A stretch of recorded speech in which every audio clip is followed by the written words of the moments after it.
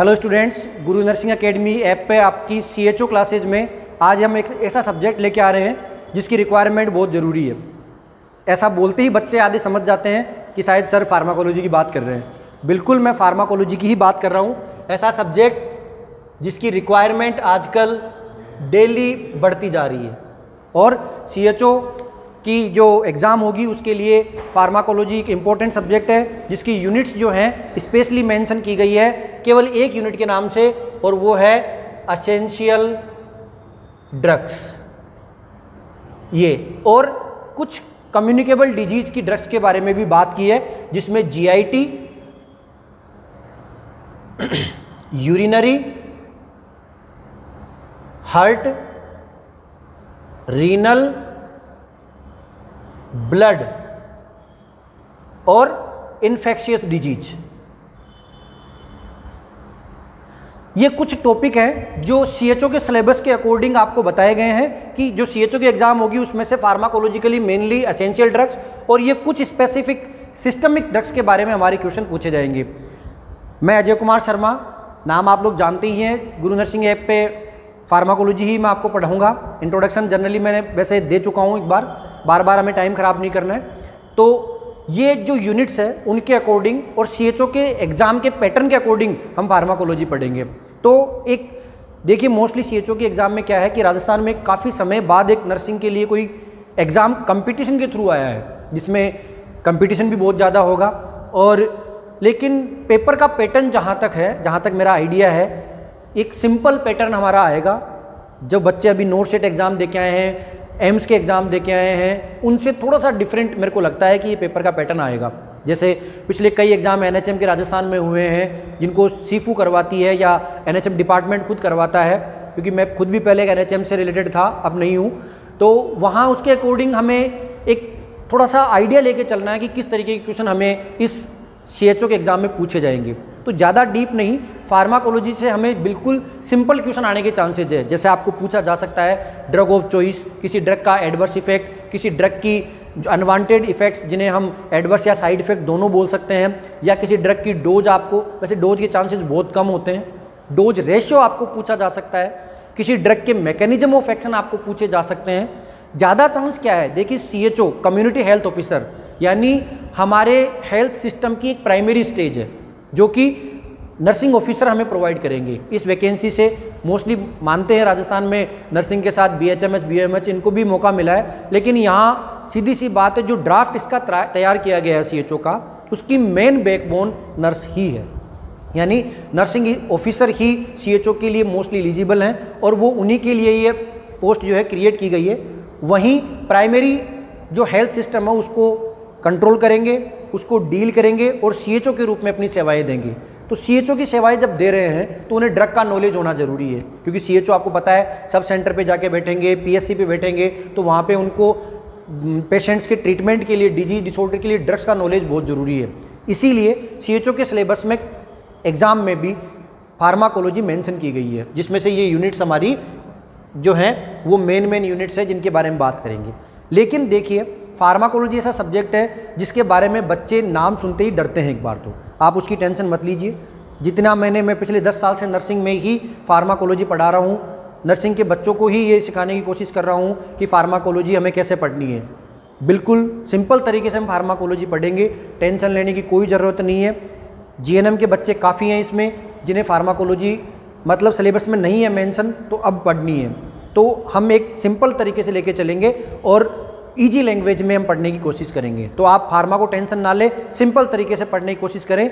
आज हम इंट्रोडक्शन से स्टार्ट करेंगे और step by step unit wise pharmacology को कंप्लीट करेंगे, जिसमें मैं आपको क्लासिफिकेशन, ड्रग्स के एडवर्स इफेक्ट, मैकेनिज्म और सभी चीज़ें बताऊंगा। तो सबसे पहले हम जब बात करते हैं वो बात करेंगे जनरल इंट्रोडक्शन की, क्योंकि देखिए आप बोलेंगे कि जो भी फार्माकोलॉजी टीचर आता है फार्माकाइनेटिक्स डायनेमिक्स स्टार्ट करता है। देखिए बच्चों हर बार नया बैच आता है, सिलेबस तो वही रहता है।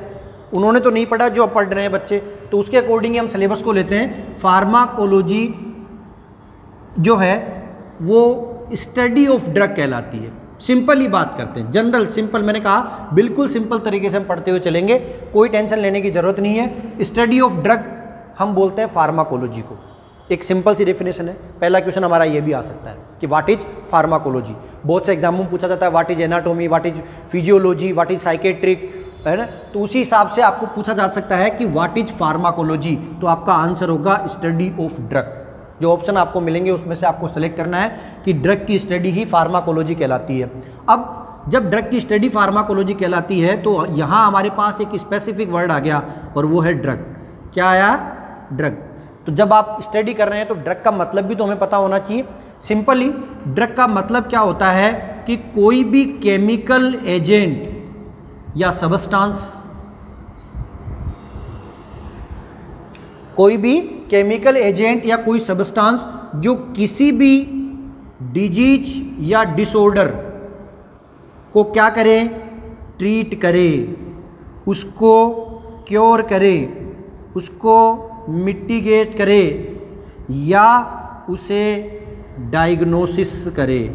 यानी एक सिंपल सी डेफिनेशन हमारे सामने आई है कि ड्रग एक वो केमिकल सबस्टांस होता है जो किसी भी डिजीज डिसऑर्डर को ट्रीट कर सकता हो, क्योर कर सकता हो, उसको मिटिगेट कर सकता हो या उसकी डायग्नोसिस के लिए यूज किया जा सकता हो।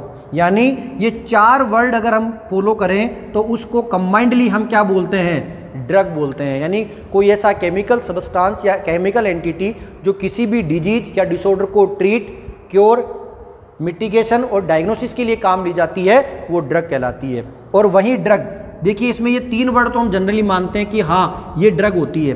बच्चे कंफ्यूज कहाँ होते हैं? इस वाले पार्ट पे, डायग्नोसिस में। बच्चे सोचते हैं कि डायग्नोसिस में जो केमिकल एजेंट काम लेते हैं क्या वो भी ड्रग है? बिल्कुल है। इसका एक सिंपल सा एग्जाम्पल मैं आपको बताऊंगा और वहीं से हमारा एक सिंपल क्वेश्चन बन के आएगा। आपने नाम सुना होगा बेरियम सल्फेट का। इस बेरियम सल्फेट को बोला जाता है बेरियम मील। बहुत सिंपल क्वेश्चन है, बच्चों ने भी, आपने कई बार सुना होगा, बहुत से बच्चे कंपटीशन की तैयारी कर रहे हैं, उन्होंने सुना ही होगा कि बेरियम सल्फेट जो है वो बेरियम मील के नाम से जाना जाता है। और बेरियम मील जो है वो जीआईटी इन्वेस्टिगेशन के लिए काम लिया जाता है, यानी जीआईटी की रेडियोलॉजिकल इन्वेस्टिगेशन के लिए काम लिया जाता है। तो ये जो बेरियम सल्फेट है वो एक डायग्नोस्टिक एजेंट है जो कि ड्रग के रूप में काम लिया जाता है। लेकिन हमारा क्वेश्चन पेपर में क्या आएगा कि बेरियम मील किसे कहा जाता है, वो आपको पूछेगा बेरियम मील कौन सा है। ऑप्शन में बेरियम सल्फेट दे सकता है, आपको बेरियम कार्बोनेट दे सकता है, बेरियम नाइट्रेट दे सकता है, जो भी है वो अलग अलग ऑप्शन देगा। हमारा आंसर होगा बेरियम सल्फेट। यानी बेरियम मील के नाम से बेरियम सल्फेट को यूज किया जाता है जो कि जीआईटी की रेडियोलॉजिकल इन्वेस्टिगेशन के लिए काम लिया जाता है। देखिए सिंपल सी डेफिनेशन थी, वहाँ से हमारा पहला क्वेश्चन निकल के आया है कि बेरियम मील किसे बोला जाता है? बेरियम मील बेरियम सल्फेट को। मार्क कर लेना बच्चों, ये क्वेश्चन कई बार आया हुआ है, इसीलिए मैं बोल रहा हूँ। और ऐसे सिंपल क्वेश्चन आने के ही चांस है सीएचओ में। अभी स्टार्टिंग की बात कर रहा हूँ मैं। देखो पहला क्वेश्चन हमारा यहीं से आ गया, दूसरा क्वेश्चन हमारा यहाँ से आ गया। तो स्टार्टिंग से ही हमारे सीएचओ के क्वेश्चन आना स्टार्ट हो गए हैं। उसे आप सिंपल तरीके से लेके चलें, बिल्कुल भी टेंशन ना लें। कोई भी दिक्कत हो उसके बारे में बताएं। Pharmacology study of drug, drug का मतलब केमिकल सबस्टांस जो ट्रीट, क्योर और मिटिगेशन, डायग्नोसिस के लिए काम आते हो। डायग्नोसिस का एग्जांपल मैंने आपको बताया, बेरियम सल्फेट बेरियम मील के लिए, बेरियम मील के रूप में काम आता है जीआईटी की इन्वेस्टिगेशन के लिए। तो यहाँ एक सिंपल हमारा क्वेश्चन हुआ कि फार्माकोलॉजी क्या होती है और उसके क्या एग्जाम्पल्स हमारे लिए हैं। अब देखिए जब स्टडी ऑफ ड्रग हम कर रहे हैं, ये तो एक सिंपल डेफिनेशन हो गई। तो अब ये जो स्टडी ऑफ ड्रग है वो होती है आपकी बॉडी और ड्रग के बीच की इंटरेक्शन। ये अब जब हम फार्माकोलॉजी पढ़ रहे हैं, स्टडी ऑफ ड्रग कर रहे हैं, तो उसका बेस क्या लेंगे, उसका आधार क्या होगा हमारे पास?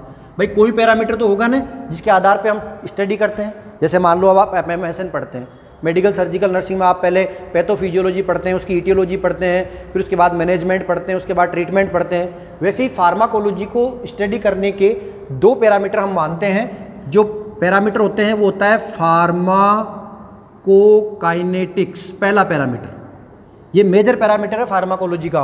और दूसरा मेजर जो पैरामीटर है वो होता है फार्माकोडायनेमिक्स। ये दो पैरामीटर है जिनके बेस पे हम फार्माकोलॉजी की स्टडी करते हैं।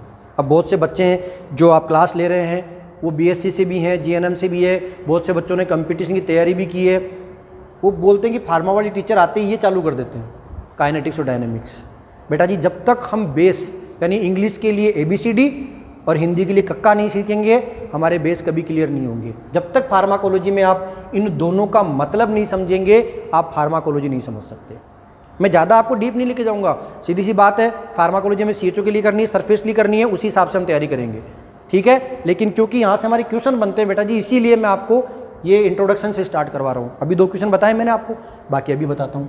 तो फार्माकोकाइनेटिक्स और फार्माकोडायनेमिक्स 2 ऐसे पैरामीटर हमारे पास आए हैं जो फार्माकोलॉजी के बेस होते हैं। यानी काइनेटिक्स सिंपल तरीके से बताता हूँ, देखो सबसे पहले जो समझ में नहीं आता है उसको तोड़ दो। फार्माकोकाइनेटिक्स से काइनेटिक्स बाहर निकाल लो, फार्माकोडायनेमिक्स से डायनेमिक्स को बाहर निकालो। अब इन दोनों का मतलब समझो। देखिए मैं बिल्कुल सिंपल तरीके से हिंदी ही मान के चलो आप। काइनेटिक्स का मतलब होता है मोमेंट, और सिंपल बात करें हिंदी में मोमेंट का मतलब होता है गति की, यानी गति। और सभी बच्चे जो जीएनएम बीएससी हैं वो तो ये जानते हैं कि ये जो काइनेटिक्स यानी मोमेंट है वो इन दोनों में से किस में होती है। आपने हिंदी में भी पढ़ा होगा, एनाटॉमी फिजियोलॉजी पढ़ी होगी, जंतु विज्ञान 12वीं में पढ़ी होगी, तो एक शब्द आता है कि मानव शरीर में क्रमाकुंचन गति होती है। बिल्कुल वही क्रमाकुंचन गति जिसे पेरिस्टाल्टिक मोमेंट आप बोलते हैं, मोमेंट वर्ड आ गया तो मतलब वो पेरिस्टाल्टिक मोमेंट या क्रमाकुंचन गति आपकी बॉडी ही तो करती है, सिंपल सा। तो काइनेटिक्स का मतलब मोमेंट, और मोमेंट कौन करेगा, आपकी बॉडी करेगी।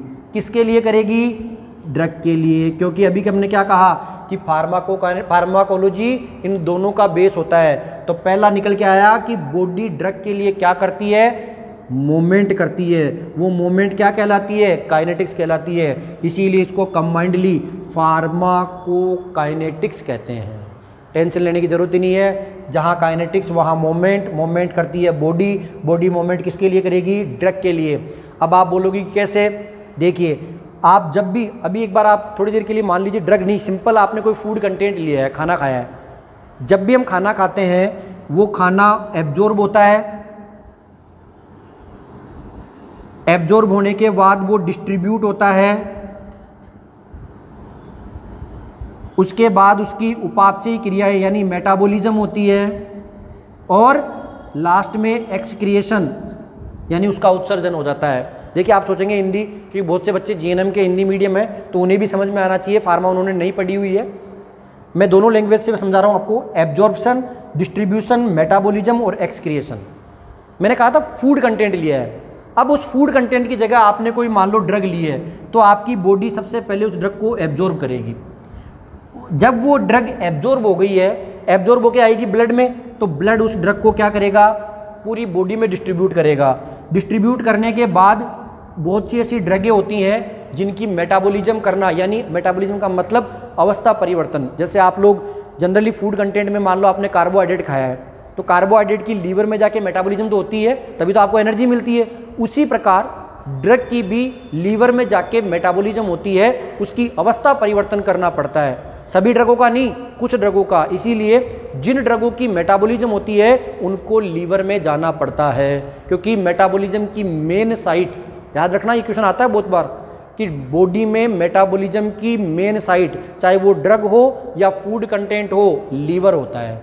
तो यहाँ एब्जॉर्प्शन हुआ, डिस्ट्रीब्यूशन हुआ, मेटाबॉलिज्म हुई, और जो बच गया वो बॉडी से बाहर आने के लिए एक्सक्रीशन हुआ।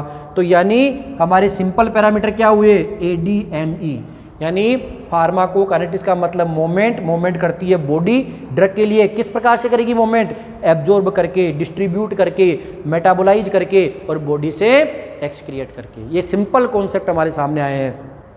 यानी किसी ड्रग की स्टडी करते हैं काइनेटिक के तरीके से, यानी काइनेटिक्स में ड्रग की क्या पढ़ेंगे, ये चारों पॉइंट, ठीक है। उधर चल लेते हैं, उसको समझें आप। वही बात फार्मा को, इस डायनामिक्स को निकालें। डायनामिक का मतलब, देखिए डायनामिक का मतलब सिंपल सा याद करने का तरीका बताऊँ आपको। आप लोगों ने डायनामाइट का नाम सुना होगा, बहुत सी फिल्मों में बोलते हैं ना कि डायनामाइट से उस बिल्डिंग को उड़ा दिया। क्यों उड़ा दिया, क्योंकि वो डायनामाइट यानी उसमें डायनेमिक पावर है। क्या है उसमें, ताकत है, पावर है। तो जहां डायनामिक वर्ड आ गया वहां डायनामाइट, और डायनामाइट का मतलब होता है पावर। और पावर किस में होती है भाई, दो ही तो है, बॉडी और ड्रग। बॉडी अपना काम कर चुकी है, अब कौन करेगा? ड्रग। यानी ड्रग में ताकत यानी पावर होती है और वो बॉडी को अपनी पावर दिखाती है। यानी जब ड्रग बॉडी के लिए कुछ करती है, यानी क्या करती है? वो अपनी ताकत दिखाती है, अपनी पावर दिखाती है, उसे हम बोलते हैं फार्माकोडायनामिक्स। छोटा सा एग्जांपल, अगर किसी पेशेंट को हम जनरली बात करते हैं, स्टेटस एपिलेप्सी हो गई है, उसको एपिलेप्सी की यानी मिर्गी के दौरे आ रहे हैं, इमरजेंसी हो गई है, तो क्या देंगे आप उसे? आप उसको प्रिस्क्राइब करते हैं 10 मिलीग्राम डायजीपाम आईवी रूट से। 10 मिलीग्राम उस बॉडी के अकॉर्डिंग 10 मिलीग्राम एक बहुत कम डोज होती है, लेकिन वो 10 मिलीग्राम की डायजीपाम की डोज उस पेशेंट के सीजर्स को कंट्रोल कर देती है। देखिए 10 मिलीग्राम एक बहुत कम अमाउंट होता है, वो आपकी बॉडी के सीजर्स को कंट्रोल कर रहा है, तो वो उसकी ताकत ही तो है। वो ताकत यानी वो ड्रग की इतनी पावर है कि उसने आपकी बॉडी को कंट्रोल कर लिया है। इसीलिए हमेशा ताकत आपकी बॉडी में नहीं, ड्रग में होती है, जो वो बॉडी को दिखाती है। इसीलिए फार्माकोडायनेमिक्स क्या कहलाती है? What the drug does to the body. इसीलिए फार्माकोडायनेमिक्स का मतलब पावर, पावर आपकी ड्रग दिखाती है, बॉडी को दिखाती है। और क्या बोलेंगे उसे? इसके पैरामीटर होते हैं मैकेनिज्म ऑफ एक्शन, जिसे आप बोलते हैं MOA, और दूसरा होगा एडवर्स इफेक्ट। ये दो पैरामीटर आपके ड्रग के लिए होते हैं कि जब आपकी ड्रग बॉडी को पावर दिखा रही है, किस किस तरीके से दिखा सकती है? एक तो मैकेनिज्म ऑफ एक्शन यानी अपना काम करके, और दूसरा ड्रग के ऐसे प्रभाव करके जो पेशेंट को नहीं चाहिए। जैसे मान लो आपने अभी हमने बात की है कि किसी पेशेंट को आपने क्या दी थी? डायजीपाम। क्या दी थी? देखिए डायजीपाम वैसे बेंजोडाइजेपिन्स होते हैं और सेडेटिव हिप्नोटिक ड्रग्स कैटेगरी में आती है, लेकिन इसको एपिलेप्सी में भी काम लिया जाता है। तो एपिलेप्सी में जब काम लेते हैं तो इसका मैकेनिज्म ऑफ एक्शन यानी काम करने का तरीका क्या होगा? काम करने का तरीका होता है गाबा के थ्रू। यानी आपके ब्रेन में एक न्यूरोट्रांसमीटर पाया जाता है गाबा, गामा अमाइनो ब्यूटायरिक एसिड, जो कि इनहिबिटरी न्यूरोट्रांसमीटर यानी ब्रेन को ठंडा रखने का काम करता है। तो जब इसका लेवल कम हो जाएगा तो उसको सीजर्स आने स्टार्ट हो जाते हैं। तो ये डायजीपाम क्या करती है? इस गाबा के एक्शन को इंड्यूस यानी बढ़ाने का काम करती है, जिससे गाबा का लेवल मेंटेन होता है, इनहिबिटरी इफेक्ट चालू होगा और उस पेशेंट को कन्वल्जन्स आना बंद हो जाएंगे। यानी इस ड्रग की मैकेनिज्म क्या है कि डायजीपाम गाबा को पोटेंशिएट करके अपना काम करती है। तो यहाँ पे क्या आ गया? गाबा तो हो गया इसका रिसेप्टर, और डायजीपाम इस रिसेप्टर से जुड़ के अपना काम करती है। क्या काम करेगी? एंटी कन्वल्जेंट एक्टिविटी करेगी। हो गया मैकेनिज्म ऑफ एक्शन।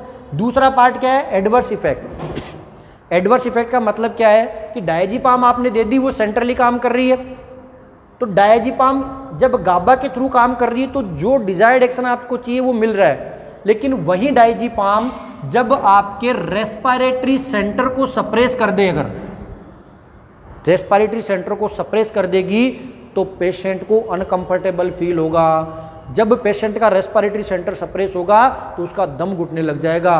और कई बार आप सुनते हैं कि नींद की गोलियां खाने से उस पेशेंट की दम घुटने से मृत्यु हो गई है। देखिए दम घुटना मतलब ये डायजीपाम, बेंजोडाइजेपिन्स और बार्बिचुरेट्स दोनों रेस्पिरेटरी सेंटर को सप्रेस करते हैं और रेस्पिरेटरी सेंटर की वजह से उनकी डेथ होती है। इसीलिए कभी भी कोई पेशेंट ऐसा नहीं चाहेगा कि उसको कोई ड्रग दे और उसका रेस्पिरेटरी सेंटर सप्रेस हो। इसीलिए respiratory centre suppression is the common adverse effect with diazepam और बेंजोडाइजेपिन। तो चाहते नहीं है ना, तो वो उस ड्रग के एडवर्स इफेक्ट हो गए। तो आपसे देखो क्वेश्चन बने ना यहाँ से कि डायजीपाम का मैकेनिज्म गाबा के थ्रू, डायजीपाम का adverse effect respiratory centre suppression. और भी होते हैं, सेडेशन भी होता है, लेकिन हम जनरली बात कर रहे हैं उसमें। तो यहाँ पे फार्माकोडायनामिक्स का मतलब पावर, पावर कौन दिखाता है? ड्रग बॉडी को किस तरीके से? मैकेनिज्म ऑफ एक्शन के थ्रू और एडवर्स इफेक्ट के थ्रू। तो ये एक जनरल पैरामीटर्स हमारे पास आए हैं कि किसी भी ड्रग की स्टडी काइनेटिक्स तरीके से और फार्माकोडायनामिक तरीके से हम कर सकते हैं। तो बेटा जी एक जनरल आपको याद रखनी है। अब आपको मैं कुछ एग्जाम्पल्स बताऊँगा कि जैसे एब्जॉर्प्शन पार्ट, डिस्ट्रीब्यूशन, मेटाबॉलिज्म और एक्सक्रिएशन का। अब आप सोचोगे सर इनकी ज़रूरत क्या है? देखिए बेटा जी, जो मैं जहाँ तक जितना मेरे को नॉलेज है कि हमारे CHO में क्वेश्चन सिंपल आने के चांस है। अभी कई बच्चे कुछ बोल रहे थे कि नोट सेट में सर सिंपल क्वेश्चन नहीं आएंगे, पुराने क्वेश्चन आते ही नहीं है, आजकल क्लिनिकली बेस आते हैं। बिल्कुल मैं मानता हूँ, लेकिन अभी नोट सेट के पेपर में एक बहुत सिंपल क्वेश्चन आ गया था ग्रे बेबी सिंड्रोम का, ग्रे बेबी सिंड्रोम का। तो grey baby syndrome chloramphenicol antibiotic करता है। तो बच्चे बोल रहे थे सर इतना सिंपल क्वेश्चन नहीं आ सकते, एम्स में आ गया। तो जब ये पहले आ चुका है तो फिर बार बार आ सकता है। तो ऐसे ही कई क्वेश्चन जो है वो हमारे इन सभी पैरामीटर्स में आएंगे, यानी इसमें भी, इसमें और इन सब से। तो हम एक सिंपल तरीके से पहले काइनेटिक्स की स्टडी करेंगे, फिर डायनामिक्स की करेंगे। करने का कारण इनमें आने वाले एग्जाम्पल और वही हमारे क्वेश्चन होते हैं। ठीक है, चले आगे।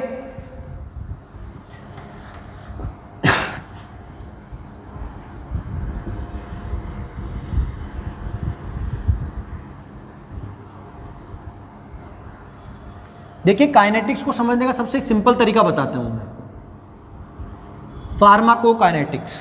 फार्माकोकाइनेटिक्स का मतलब आपको भी बताया था मैंने। अब जनरली जब हम फार्माकोकाइनेटिक्स की बात करते हैं तो एक मैं फ्लो चार्ट के थ्रू आपको समझाता हूं। इसमें ये फ्लो चार्ट जो है उससे आपको सबसे सिंपल तरीके से ये काइनेटिक्स समझ में आएगी। इससे सिंपल तरीका मेरे ख्याल से नहीं होगा। देखिए सबसे पहले अगर हम बात करते हैं साइट ऑफ एडमिनिस्ट्रेशन की,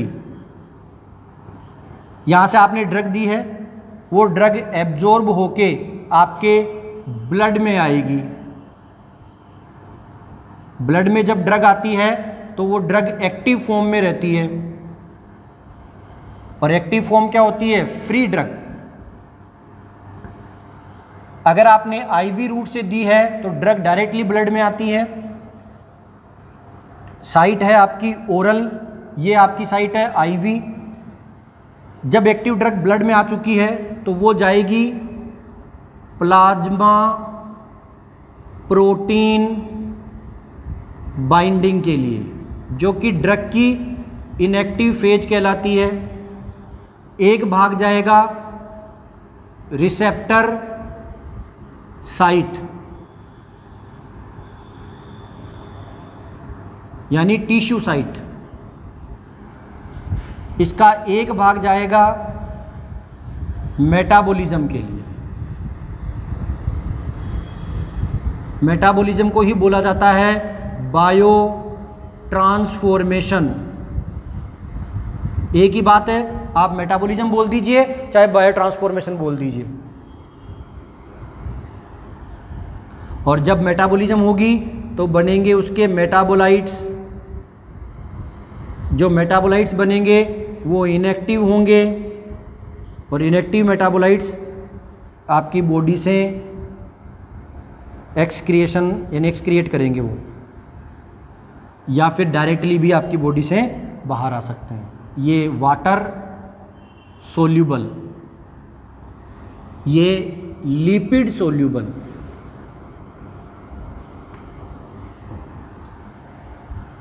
तो ये हो गया यहाँ से एब्जॉर्प्शन, ये हो गया ड्रग का डिस्ट्रीब्यूशन, ये हो गई ड्रग की मेटाबॉलिज्म, ये हो गया ड्रग का एक्सक्रिएशन। ये इस रूट की 100% बायोबिलिटी होती है।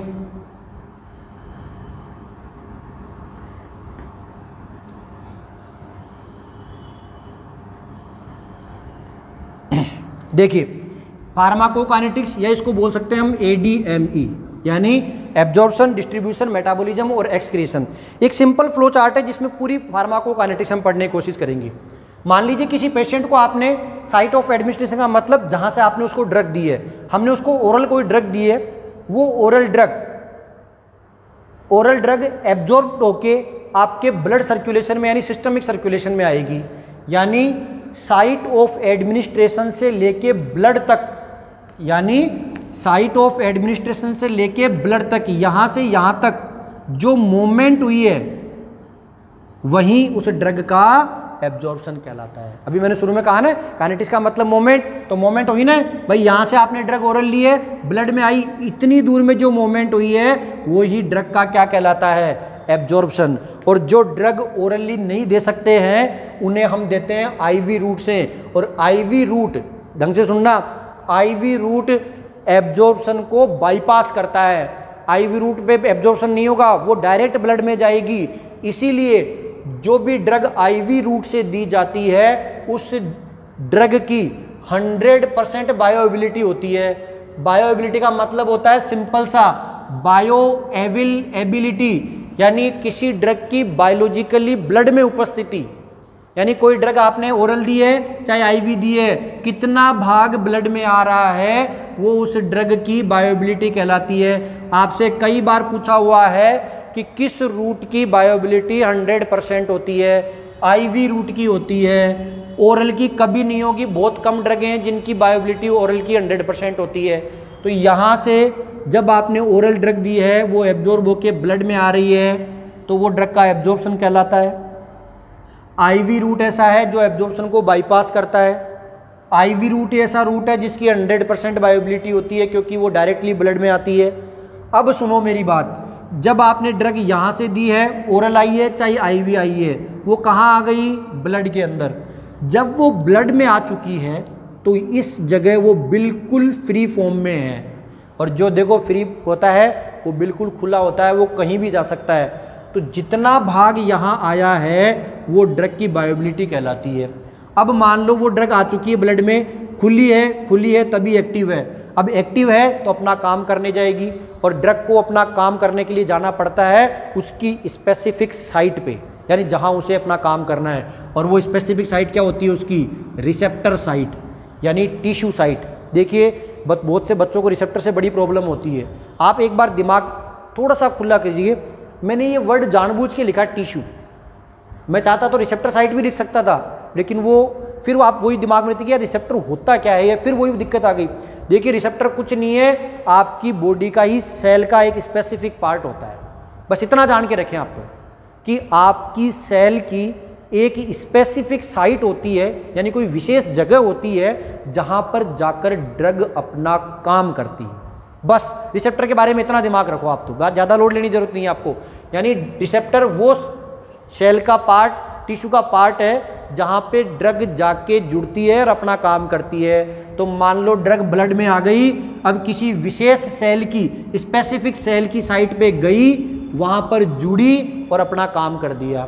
हमें यही तो था कि किसी भी फार्माकोलॉजिकल ड्रग को लेने का मेन ऑब्जेक्ट होता है डिजायर्ड एक्शन, जो आपको चाहिए।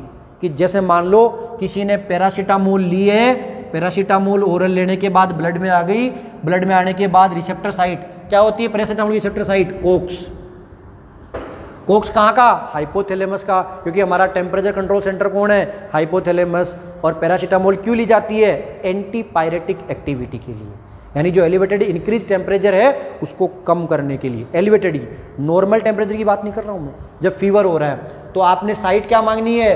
कोक्स। कोक्स का पूरा नाम होता है साइक्लोऑक्सीजिनेज, जो कि आपकी बॉडी की लगभग सभी कोशिकाओं में पाया जाता है। और कोक्स होते हैं 3 प्रकार के, कोक्स 1, कोक्स 2, कोक्स 3। पैरासीटामोल काम करती है कोक्स 3 पे। कहाँ काम करती है? कोक्स 3 पे। कोक्स 3 पे काम कर रही है तो ये एक विशेष जगह है हाइपोथैलेमस की कोशिकाओं में, जहां पर ये पैरासीटामोल जाती है, उससे जुड़ती है, कोक्स 3 को बंद करेगी, जिससे आपका बॉडी का टेम्परेचर कम होने लग जाएगा। इसीलिए पैरासीटामोल को एंटी पायरेटिक ड्रग कहा जाता है। ठीक है, आई बात समझ में कि ड्रग यहां से गई, अपना काम किया रिसेप्टर साइट पे। कहां काम किया? रिसेप्टर साइट पे। तो स्पेसिफिक रिसेप्टर क्या है पैरासीटामोल का? कोक्स। अब आपसे कोई पूछे कि पैरासीटामोल का रिसेप्टर कौन है? कोक्स। सिंपल सा, ज्यादा डीप नहीं जाएगा आपके, मैं फिर बोल रहा हूं सिंपल सा, पैरासीटामोल का रिसेप्टर कौन है? कोक्स। आपसे पूछ ले पैरासीटामोल की मैकेनिज्म क्या है? Inhibit the Cokes. भाई कोक्स को बंदी तो किया है उसने, inhibit the Cokes is the mechanism of action of paracetamol. तो हमने ड्रग ली, यहाँ पर आई, अपना काम किया। अब जब ड्रग ने रिसेप्टर पे, कोशिका पे अपना काम कर दिया, उसकी हमारी बॉडी में कोई ज़रूरत नहीं है। अब बॉडी उसे बॉडी से बाहर निकालेगी। भाई हमारी बॉडी का फॉरेन पार्टिकल है वो, तो उसने अपना काम कर दिया, अब वापस निकालो।